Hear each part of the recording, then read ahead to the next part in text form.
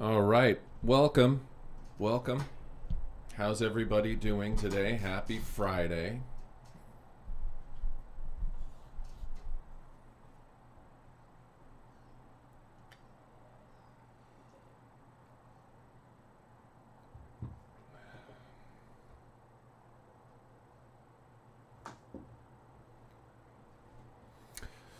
So I just put the link up on Schoology, so we'll wait a few minutes to see if anyone else joins up.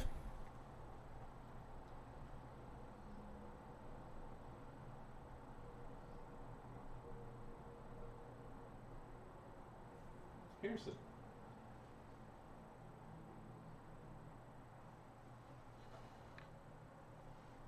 Come here.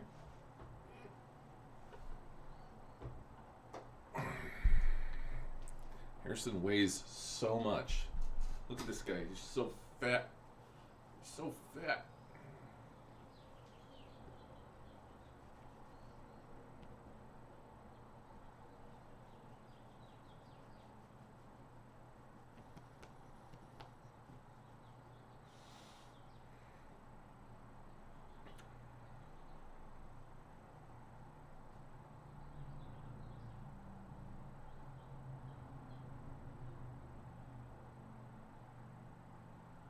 Harrison might look like he's not happy right now, but trust me, he's loving this attention. He looks like he's sick of it, but Harrison loves this. Good boy. All right, here you go. And then Mochi's over here. Mochi. All right. So today's lecture actually is going to be really short, guys, because I don't have anything to lecture on today because we're at the very end of a unit. We were about to take the test in class on this unit. We really only had to talk about Rise of Dictators, which I did the last two classes now. So what we're going to do today is I'm going to spend a little bit of time just reminding you about what was in this unit and giving you some key pointers here for how to get through the assignment for today. So this won't take me very much time, and I'll give you the majority of the time to do the assignment today rather than have you spend an hour listening to me talk to you. I'm going to give you today to just work on what you need to do in order to get the distance lesson points. Remember that when you do these distance lessons, kids, if you choose not to do them, that score is dropped and it doesn't adversely affect you. But the only way to get the points for it is to do it. So, like for example, let's say today we did, let's say you do Monday, Wednesday, Friday. And let's say of the 3 assignment opportunities that you had, you did Monday, you did Wednesday, and then you didn't do Friday. What that would mean is that for Monday, you'd get a 5 out of 5. For Wednesday, you'd get a 5 out of 5. For Friday, you'd just get a 0 out of 0, and it'll drop it in the grade book. So that will not be held against your grade. Just to make sure that you understand how it does. It's not extra credit per se. It ends up being a lot like extra credit because nothing can ever adversely affect your grade and make it go down. But it is technically adding. It's not extra credit because it's not. When you do the assignment, your total point value also goes up. It's not just the amount of point value that you have that goes up. Both go up. So your grade will not go up as fast as it would if it was just everything was extra credit. But basically it's only ever credit and it's never any not credit, if that makes any sense. Like there's never anything being taken away from your grade. That's what I'm trying to say. Okay, so it's either you do it and it helps you, or you don't do it and nothing happens. Okay, that's how the assignment points work. Hopefully that makes sense.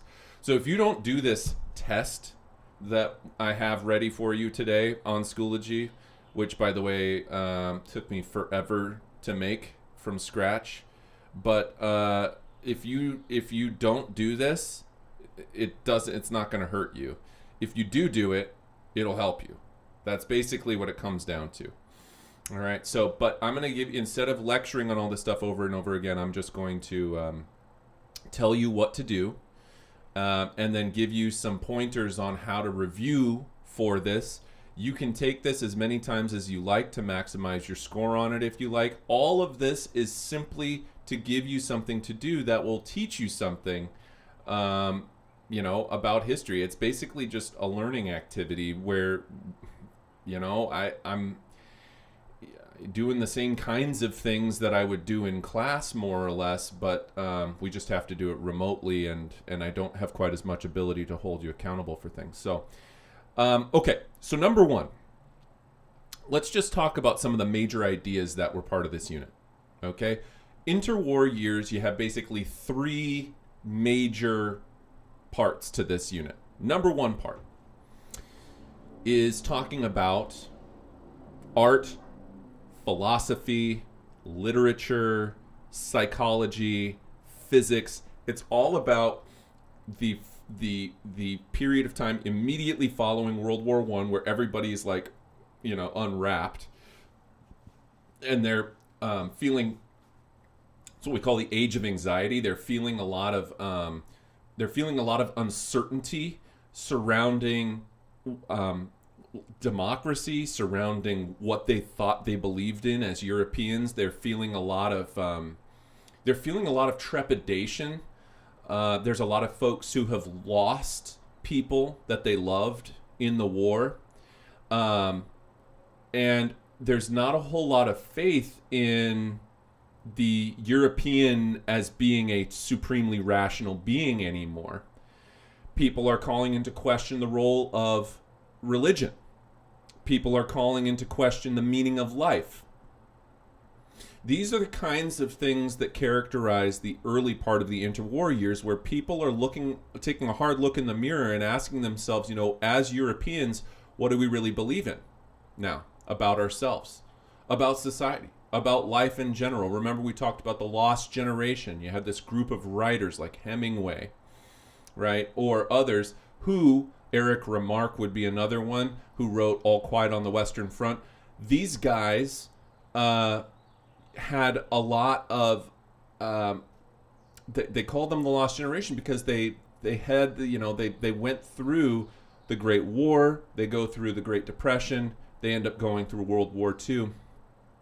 And there's a lot of asking themselves the question of, like, what's the point? If humanity's just destined to destroy themselves, what's the point of all of this? So you start to see existentialism, as a philosophy, gain some traction during this time. We also see new ideas in physics, like with Albert Einstein, and we see new ideas in psychology about the unconscious mind of Freud and all that.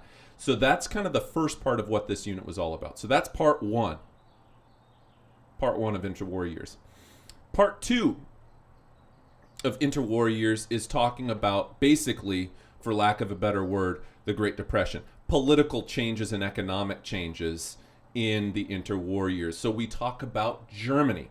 We talk about Germany's defeat in World War I and the terms of the Treaty of Versailles that were dictated to Germany that creates a fragile and bitter German state that's angry.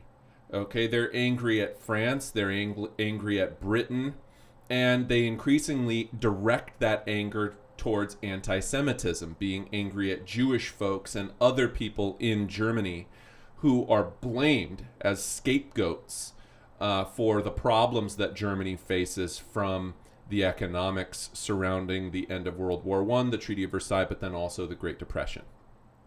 So we talk about the role of the economy and the changes that are going on in Europe at that time. And so anyhow, all right, so that's another part of it. And then the final part of it is talking about the rise of dictators. So that's where we talk about the rise of fascism, and we talk about guys like Mussolini, we talk about guys like Hitler. I also have included a couple of questions from the end of the Russian Revolution unit when we talked about Stalin and some of the changes that happened after the Russian Revolution. So you might notice a couple of Russian Revolution questions in there just to reactivate some of those old learnings, because we've had such a long period of time off. I want to make sure that you understand that all of this connects together. It's not like in history they're like, well, we're done with Unit 2 now, we're moving on to Unit 3. Like all of this just flows together. So when we talk about the Russian Revolution, that was going on. Stalin was going on, the purges and the 5-year plans, all of that's going on in the interwar years. It's just that we covered it at the end of Russian Revolution. Okay, so there might be some questions about Russian Revolution on that test that you notice. Okay, so those are the 3 parts: changes after the war, economic, political stuff going on pertaining to the Great Depression, and then finally rise of dictators, nationalism, fascism, communism, Stalin, Mussolini, Hitler, the Nazis, all of that stuff. Okay, and that's the last part of the Interwar Years unit. So this is about a 20-year unit. Remember, we also talked about things like art. We talked about Salvador Dali, and we talked about Pablo Picasso and Cubism, and we talked about Art Deco. We talked about Dada art, and I told you the story about the fountain, which was the urinal put on its side and stuff like that. I'm just trying to reactivate some old learnings for you that will help remind you of some of the things that we've been talking about in this whole unit, okay, from going back to before we left for the COVID virus. So now what I'd like to do is to direct your attention. If you can just go to, you can keep me up in this tab, but why don't you go over to Schoology, open up Schoology, go to World History, open up in World History the new here, let me reorganize this really quickly. Options. Wait, how do we do this? Can I just move it? Yeah, there we go. All right, so open up the new pink folder that says New Distance Learning Instructions. You're going to see the assignments that I have for today, Friday, April 17th. I included the video to these instructions in there that you're watching right now. And then in there, you're going to see Unit 6. Actually, I'm going to rename this to just edit the name of that. Let's make this Interwar Years Practice Test. Save changes. Okay. So Interwar Years Practice Test, you will have until Monday at 10 a.m. to get that done. Okay, Monday at 10 a.m. to get that done. And then I also have for you one other bonus assignment that I am offering today, which will be extra points for you should you choose to do it. And that is this PowerPoint with a graphic organizer on it that will that you can fill out. Do a good job on it. Don't do a crappy job on it. You want to make sure that you're giving some nice, thorough answers and providing specific evidence. Think about what we've talked about before with like thesis evidence analysis and the types of things that we've done with writing in the class before, where you want to come up with a statement but want to provide good evidence to support that argument, that thesis that you come up with. So make sure that you're not just, goals, like to be a leader. That's not good evidence. You want to use, goals of Joseph Stalin to eliminate all competition through great purges. Goals to rapidly modernize the Russian industries, to rapidly industrialize and modernize Russia's military would be another one. These are the kinds of answers that you want to put in there. You don't want to just put in like dumb, stupid answers. Take some time, put some effort into it, and this could help your grade out as well. So it's causes for the rise of dictators. You're going to talk about some conditions. You can just type your answers right into this PowerPoint, and then I'm going to create, let me do this right now so I don't forget to do it. I'm going to create a submission link for that assignment. So let me put that in right now as well. Submission for the Rise of Dictators assignment. So Rise of Dictators PowerPoint assignment. And that will also be due on Monday at 10 a.m. Okay. So I'm going to create that. Interwar Years practice test, 40 questions, all relating to the stuff that we've been talking about this week and going back to before we were let out of school.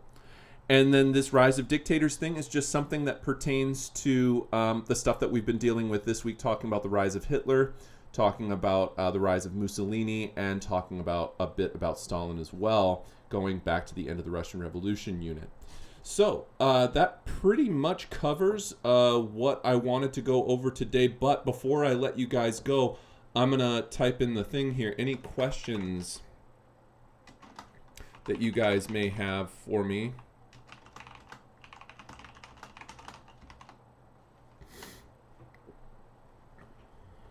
If so, I'm here to answer them right now, live on air with you. If not, I'll turn you loose on this. I know that I've only been talking for about 20 minutes, but like I say, we're just finishing up this unit, so I don't have any new material for this unit to present to you anymore. We've gone through everything. Oh, I was going to mention one last thing. Please feel free to use the PowerPoint that's online, okay? I have been using notes. I submitted those notes on, I even put those notes up on the new distance learning thing, so if you look around, if you scrounge around on Schoology, you'll find like in the Monday folder on the new distance learning thing, I put up this thing called totalitarianism.doc, and it's just a Word document, but that's some of my personal teacher notes that I use to lecture. But also, don't be afraid to use the PowerPoint that we were using in class. That's still available for you. It's called the Years of Crisis. It's just right in the main folder there. So you can use that to review some of this material as well. Also, I've got some other, you've got those old vocab assignments that we were working on and stuff like that. So you can use these tools at your disposal if you feel like you need to go back and do a little bit more personal review of some of that older stuff that we haven't talked about.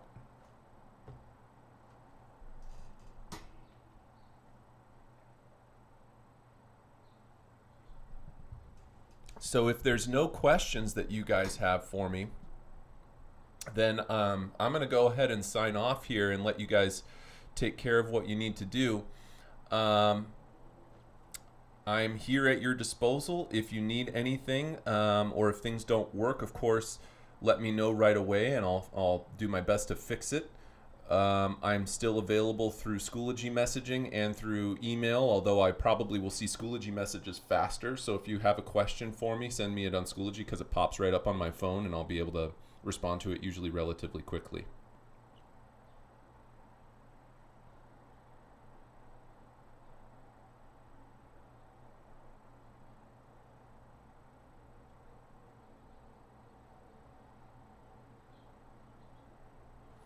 Okay, well,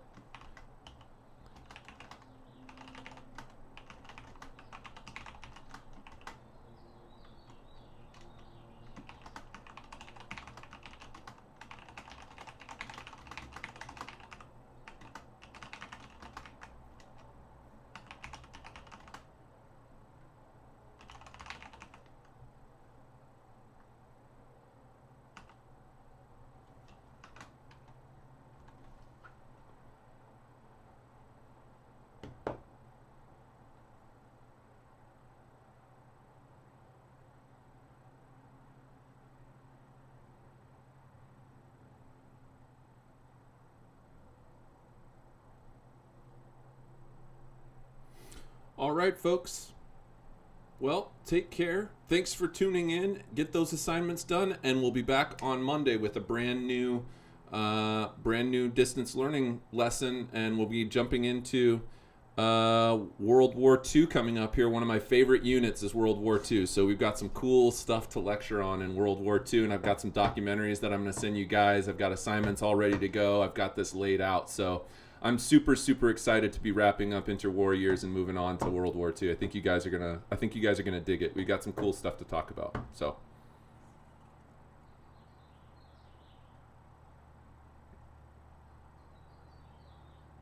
all right, guys. Well, I'm gonna sign off here and take care and have a great weekend. And we'll see you back here Monday.